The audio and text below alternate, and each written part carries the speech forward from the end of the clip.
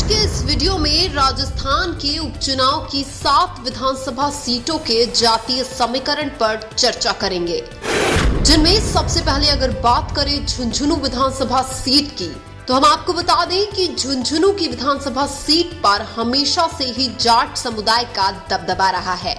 जाटों में भी इस सीट पर सालों से ओला परिवार का ही दबदबा रहा है। 2024 में बृजेंद्र ओला के सांसद बनने के बाद उपचुनाव में एक बार फिर से कांग्रेस पार्टी ओला परिवार को टिकट देने वाली है, इसलिए झुंझुनू की सीट पर कांग्रेस पार्टी का पलड़ा भारी लग रहा है। इसके बाद अगर बात करें सलुंबर विधानसभा सीट की, तो हम आपको बता दें कि सलुंबर की विधानसभा सीट वर्तमान में एसटी यानी अनुसूचित जनजाति की रिजर्व सीट है। सलुंबर की विधानसभा सीट पर आदिवासियों का दबदबा रहता है, इसलिए सलुंबर की सीट पर आदिवासी समुदाय जिस पार्टी की तरफ झुका उसकी जीत पक्की है। लेकिन वर्तमान में आदिवासी समुदाय कांग्रेस और बीजेपी दोनों ही पार्टियों से नाराज चल रहा है। हालांकि 2023 के विधानसभा चुनाव में सलुंबर की विधानसभा सीट से भारतीय जनता पार्टी चुनाव जीती थी, लेकिन पिछले कुछ सालों से दक्षिणी राजस्थान में भारत आदिवासी पार्टी अपनी पकड़ मजबूत बना रही है। इसलिए उपचुनाव में सलुंबर की विधानसभा सीट पर भारत आदिवासी पार्टी सबसे मजबूत दिखाई दे रही है। इसके बाद अगर बात करें रामगढ़ विधानसभा सीट की, तो हम आपको बता दें कि अलवर जिले के रामगढ़ की विधानसभा सीट पर मुस्लिम और दलित समुदाय का दबदबा रहता है। खासकर मुस्लिम समुदाय रामगढ़ की विधानसभा सीट पर कांग्रेस को एक तरफा वोट करते हैं। वहीं दूसरी तरफ दलित समुदाय भी ज्यादातर कांग्रेस पार्टी को ही सपोर्ट करते हैं। हालांकि 2023 में आजाद समाज पार्टी के सुखवंत सिंह भी रामगढ़ की सीट से लगभग 70,000 वोट प्राप्त करके दूसरे नंबर पर रहे थे, लेकिन रामगढ़ की विधानसभा सीट पर उपचुनाव में कांग्रेस पार्टी का पलड़ा थोड़ा भारी लग रहा है। इसके बाद अगर बात करें देवली उनियारा विधानसभा सीट की, तो हम आपको बता दें कि टोंक जिले के देवली उनियारा की विधानसभा सीट पर गुर्जर और मीणा समुदाय का दबदबा रहता है। हालांकि देवली उनियारा की विधानसभा सीट पर कांग्रेस और बीजेपी किसको टिकट देती है, ये भी बहुत मैटर करता है। देवली उनियारा की विधानसभा सीट पर बीजेपी अक्सर गुर्जर समुदाय से टिकट देती है, इसलिए गुर्जर समुदाय बीजेपी को सपोर्ट करता है।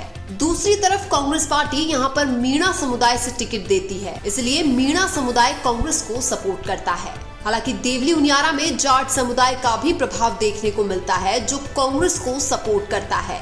इसलिए उपचुनाव में देवली उनियारा की विधानसभा सीट पर कांग्रेस पार्टी का पक्ष मजबूत लग रहा है। इसके बाद अगर बात करें खीवसर विधानसभा सीट की, तो हम आपको बता दें कि नागौर जिले के खीवसर की विधानसभा सीट पर जाट समुदाय का एक तरफा माहौल रहता है। इसलिए खीवसर की विधानसभा सीट पर कांग्रेस, बीजेपी और आरएलपी तीनों ही पार्टियां जाट समुदाय से ही टिकट देती है। हालांकि खीवसर की विधानसभा सीट पर हनुमान बेनीवाल का एक तरफा माहौल रहता है। खीवसर में माहौल चाहे कुछ भी हो, लेकिन हनुमान बेनीवाल या उनका उम्मीदवार किसी भी परिस्थितियों में चुनाव जीत जाता है। इसलिए उपचुनाव में भी खीवसर की विधानसभा सीट पर हनुमान बेनीवाल की आरएलपी का पलड़ा भारी लग रहा है। इसके बाद अगर बात करें 84 विधानसभा सीट की, तो हम आपको बता दें कि डूंगरपुर जिले के 84 की विधानसभा सीट एसटी यानी अनुसूचित जनजाति की रिजर्व सीट है। 84 की विधानसभा सीट पर भी आदिवासी समुदाय का एक तरफा माहौल रहता है। पिछले 2 विधानसभा चुनाव से 84 की विधानसभा सीट पर कांग्रेस और बीजेपी दोनों पार्टियों का वर्चस्व खत्म हो चुका है। अब 84 की विधानसभा सीट पर बीएपी यानी भारत आदिवासी पार्टी का दबदबा रहता है। इसलिए उपचुनाव में 84 की विधानसभा सीट पर किसी भी हालत में भारत आदिवासी पार्टी का उम्मीदवार चुनाव जीत जाएगा। इसके बाद अगर बात करें दौसा विधानसभा सीट की, तो हम आपको बता दें कि दौसा विधानसभा सीट पर गुर्जर और मीणा समुदाय का दबदबा रहता है।